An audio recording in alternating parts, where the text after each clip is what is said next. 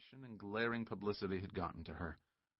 Drugs, first taken at the urging of her coach to ease the pain of injuries, then taken by Marley, despite the coach's warnings, had led to sloppy play on the court, then sloppy play off with the media. A public shouting match at the U.S. Open, followed by a drugs and drink binge and an auto accident that had put her in the hospital for a month, started her real and undeniable decline.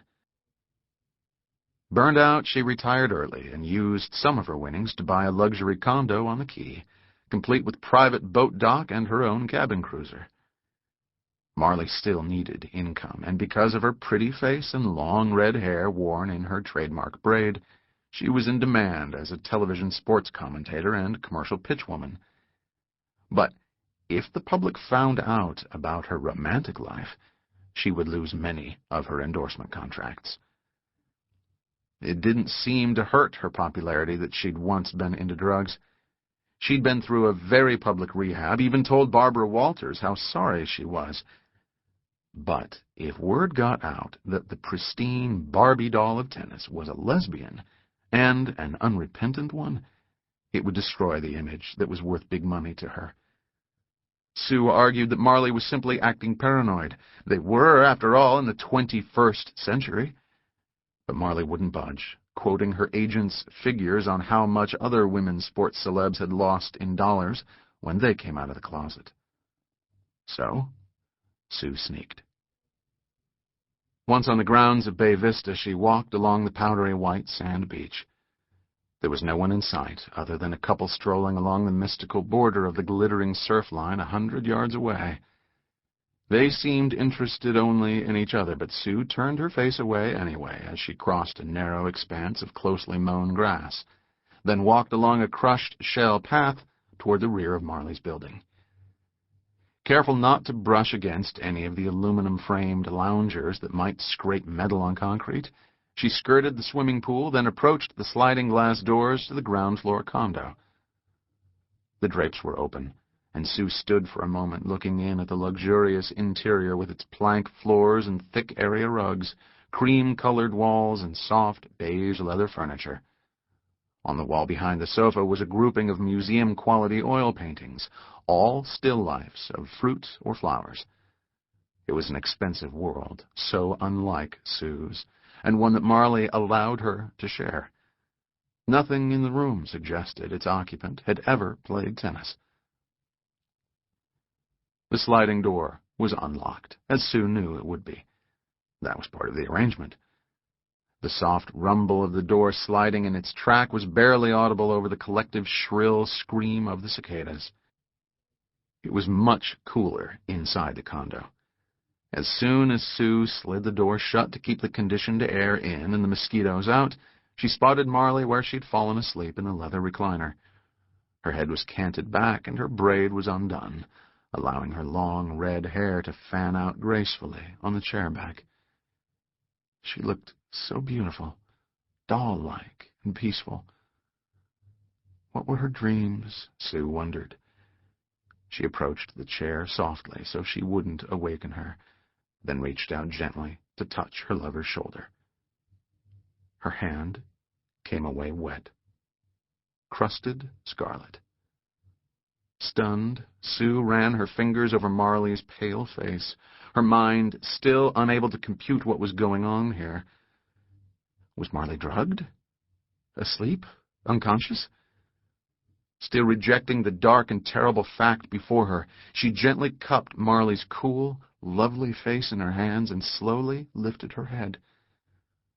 Sue gagged and backed away, absently floating her red hand up to her mouth. Marley was dead. The back of her neck had been viciously hacked. Sue couldn't bear to look at the gaping wound, but she couldn't look away, even as she began to scream. Chapter 2. 2 years after Marley Clark's murder, and 2,000 miles to the north, a middle-aged man named Ezekiel Cooper was sitting alone on the outdoor deck of a seafood restaurant. He was over 6 feet tall, built rangy, with light brown hair straight and combed to the side from a neat part. It was the kind of hair that looked ragged even after a fresh haircut.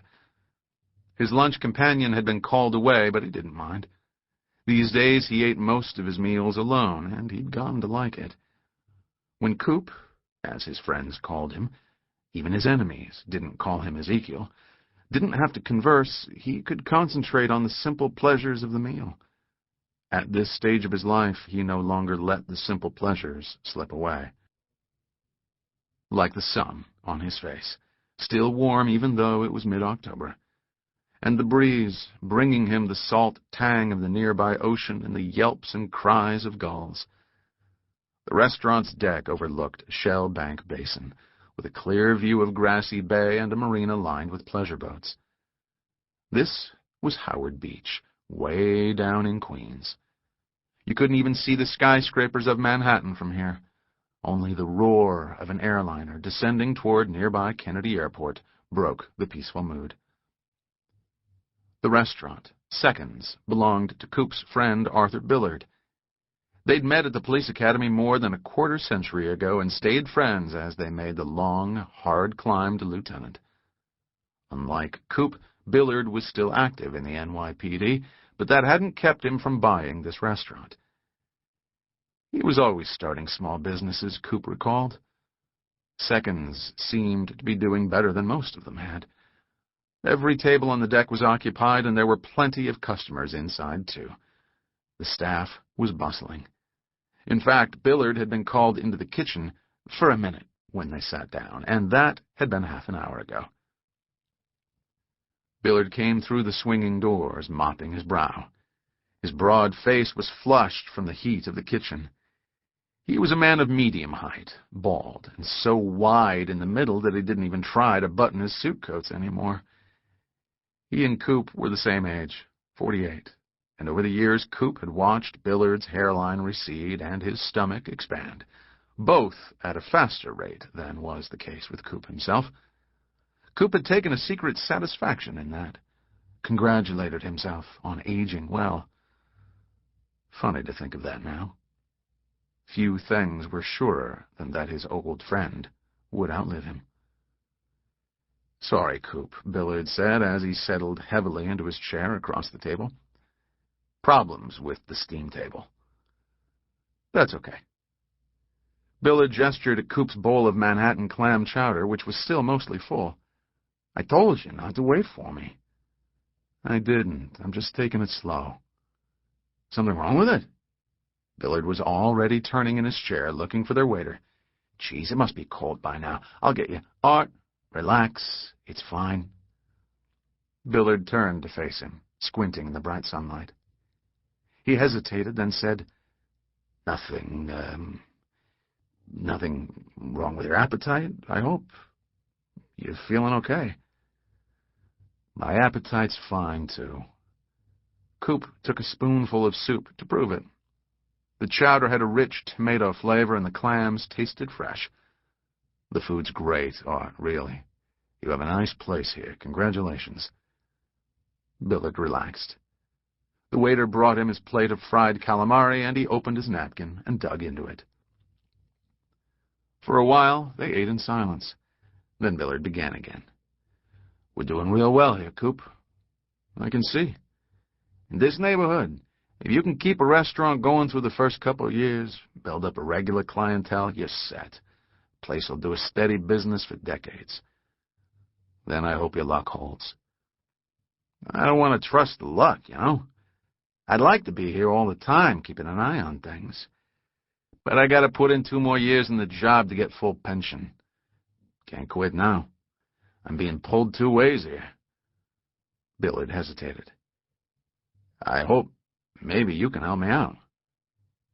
Coop was aware of Billard's eyes on him as he took another mouthful of chowder. He swallowed and said, "Well, Art, I don't know what I can do." "I want to bring you in as my partner." Billard held up a hand as if he were directing traffic, a sign to Coop to put on the brakes and hear him out. "I don't want you to put in money. Hell, we don't need money. What we need is a managing partner. A guy to be here, greeting the customers, keeping an eye on things.